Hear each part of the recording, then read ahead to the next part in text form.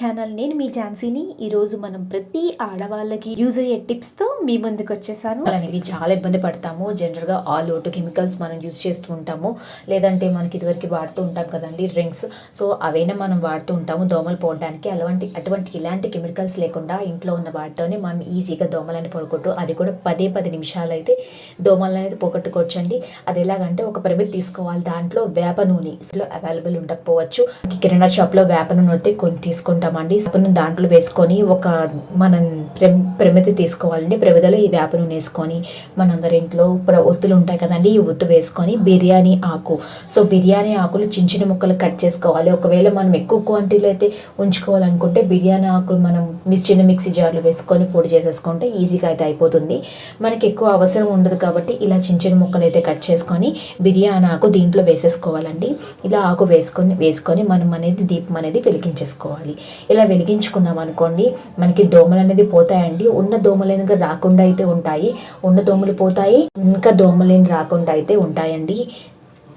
ఇంకొక టిప్ ఏంటంటే, ఇలాగ వేప నూనె ఇంకొక ప్రమిదలో వేసుకొని మన అందరింట్లో వెల్లుల్లిపాయ ఉంటుంది కదా, అవైలబుల్ లేకపోతే ఇలా వెల్లుల్లిపాయ ఒకటి చితగొట్టేసి మనం దాంట్లో పెట్టేసుకొని దీపం అనేది ఈ వేప నూనెతో దీపం అనేది వెలిగించుకున్నామంటే దోమలు అనేవి పోతాయండి.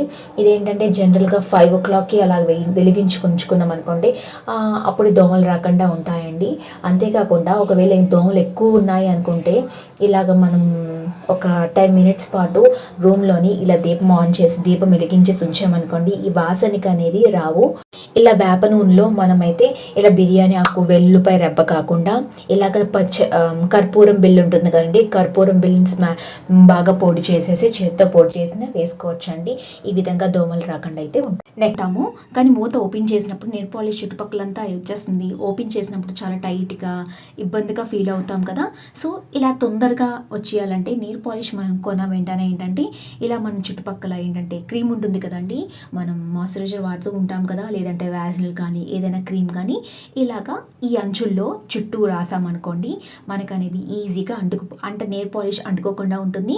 ఒకవేళ అంటుకున్నా సరే తొందరగా మూత అనేది వస్తుంది, ఎక్కువ మనం బాధపడక్కర్లేదు. ఇక నెక్స్ట్ టిప్ అండి, నెయిల్ పాలిష్ వాటర్ కింద ఫ్లోర్ మీద పడిపోతుంటుంది కదా, ఒక్కొక్కసారి పిల్లలు పెడుతున్నప్పుడు కానీ నెయిల్ పాలిష్ అంటుకుంటుంది.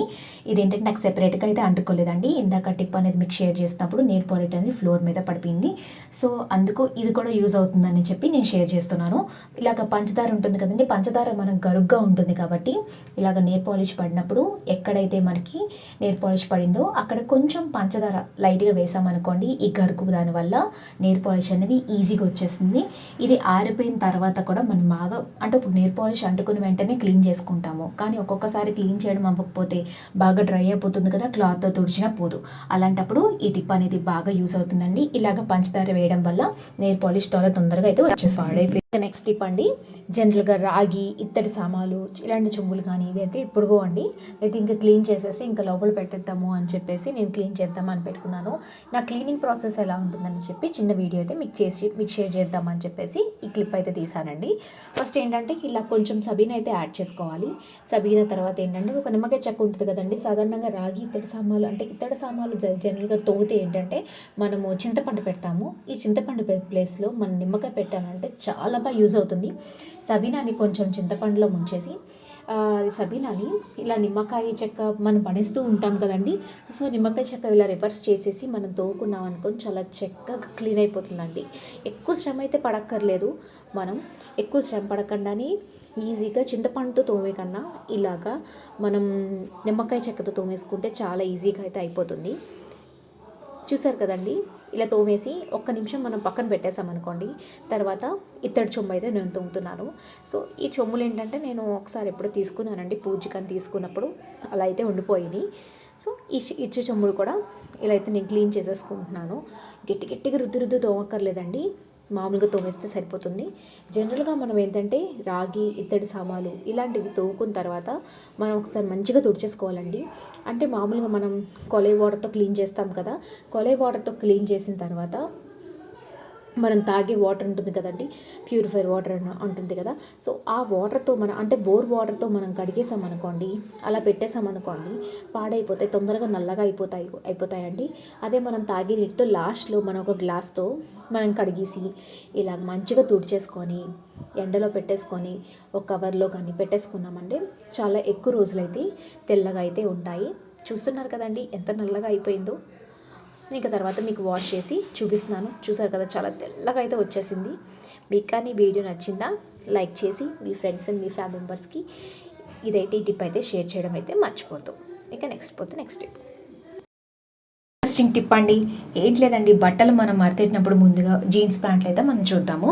సో ఇలా జీన్స్ ఇలా ఫోల్డ్ చేసుకోండి, ఖచ్చితంగా ఊడుతూ మనం గబగబా ఒక్కొక్కసారి బట్టలు తీస్తాము, జీన్స్ తీసుకుని వెంటనే ఊడిపోయి కింద పడిపోతాయి కదా, ఇలా ఫోల్డ్ చేసుకోండి, తక్కువ స్పేస్ అయితే ఆక్రమిస్తుంది, ఫోల్డ్ అనేది ఊడిపోకుండా ఉంటుందండి. వీడియోలో చూపించిన విధంగా క్లియర్గా అయితే చూసారు కదా, లైవ్లో చూపిస్తున్నాను. ఇలాగ జస్ట్ మనం ఎంత దొరికినా సరే ఊడదు.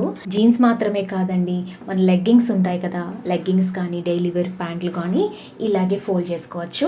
చాలా ఈజీగా ఫోల్డ్ అయిపోయింది కదా.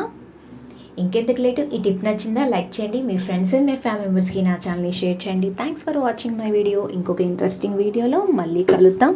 బాయ్.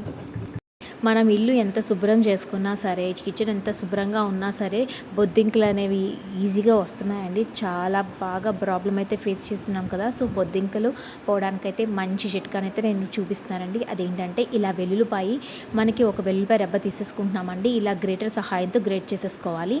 అంటే మీకు పొట్టు తీయకుండా ఈజీగా అయితే నేను చూపిస్తున్నాను.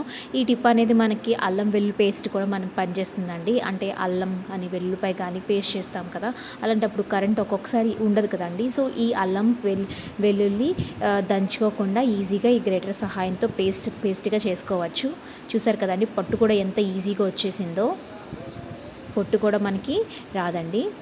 సో ఈ విధంగా వెల్లుల్లిపాయ పేస్ట్ చేసుకున్నాం కదా, ఈ పొట్టు అంతా తీసి ఒక ప్లేట్లో అయితే వేసుకున్నాను. దీంట్లో మనం అనేది కోల్గేట్ అన్నింటిలో పేస్ట్ అవైలబుల్ ఉంటుంది కదండి. ఈ పేస్ట్ అంటే కోల్గేట్ పేస్ట్ అయినా పర్లేదు, పెప్సోడెంట్ అయినా పర్లేదు. నేనైతే పెప్సోడెంట్ మేము వాడుతూ ఉంటాం కాబట్టి పెప్సోడెంట్ అయితే నేను యూజ్ చేస్తున్నానండి. సో పెప్సోడెంట్ పేస్ట్ని కొంచెం మనం తీసుకోవాలి, ఎక్కువ కూడా మనం యాడ్ చేయక్కర్లేదండి, కొంచెం యాడ్ చేస్తే సరిపోతుంది. వెల్లుల్లి పేస్ట్లో ఈ టూత్ పేస్ట్ అనేది యాడ్ చేయాలి. యాడ్ చేసి ఒక చిన్న బాల్స్లా మనం చేసుకోవాలండి. ఇలా బాగా కలిపేసుకోవాలి. ఇలా బాగా కలుపుకొని పేస్ట్ చేయడం వల్ల ఏంటంటే మంచిగా ఒక చిన్న బాల్ కింద ఫామ్ అవుతుంది. సో ఇలా బాల్ కింద చేసుకొని మనం ఎక్కడైతే మనం కిచెన్ ప్లాట్ఫామ్ కానీ ఎక్కడైనా బొద్దింకలు వచ్చాయనుకోండి, ఈ బొద్దింకలు మనమైతే ఈజీగా ఈ బొద్దింకలు అయితే రాకుండా ఉంటాయండి. ఆ కిచెన్ ప్లాట్ఫామ్ మీద కానీ లేదంటే షింక్ కింద ఏరియా ఉంటుంది కదండి, షింక్ కింద ఏరియా కూడా బాగా బొద్దింకలు కానీ పురుగులు కానీ రావచ్చు కదా. ఒక్కొక్కసారి బల్లులు కూడా మనం చాలా ఇబ్బంది పడుతూ ఉంటాము. బల్లులు ఎక్కడున్నాయో ఎక్కడైతే వస్తాయో అక్కడైతే ఈ పేస్ట్ పెట్టచ్చు. కానీ బల్లులు కన్నా ఇలా బొద్దింకలకి అయితే బాగా యూజ్ అవుతుందండి. తప్పకుండా ట్రై చేసి మీకు ఎలా వచ్చిందో కామెంట్ సెక్షన్లో కామెంట్ చేయండి. అంతేకాకుండా మీరు కానీ నా ఛానల్ని ఫస్ట్ టైం చూస్తుంటే ప్లీజ్ సబ్స్క్రైబ్ చేసుకోండి, నచ్చితే లైక్ చేయండి.